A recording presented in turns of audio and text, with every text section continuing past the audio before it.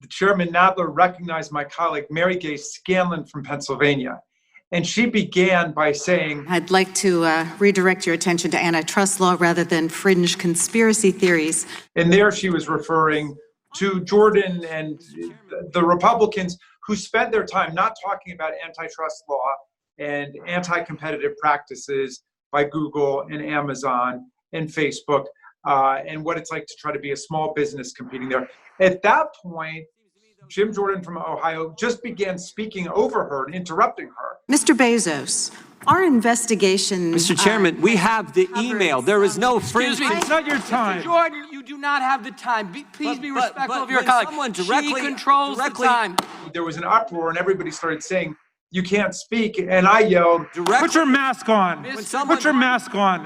This has been a long-running disagreement between the Democrats and Republicans on that committee and really all the committees, but Jordan is an especially egregious offender. He has aggressively asserted his right not to wear a mask. Speaker Nancy Pelosi issued a broad mask mandate that requires the use of wearing a mask in the House chambers. Could you tell me a little bit about this mandate? Another of the anti-mask campaigners was Representative Louie Gohmert from Texas. And Gohmert came down with COVID-19. He was at the hearing that we did with Attorney General Barr and spoke closely to Attorney General Barr, was photographed, neither of them having a mask on.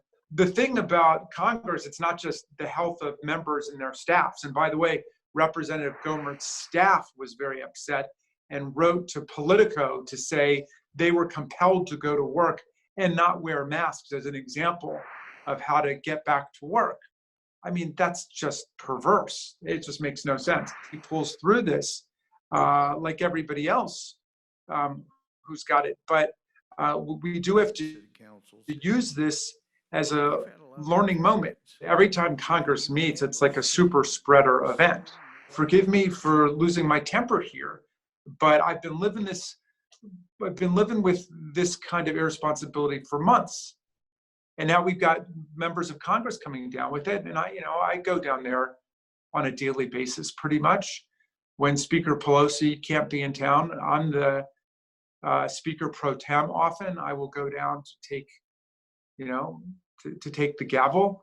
And they're subjecting me and my staff and my family to this.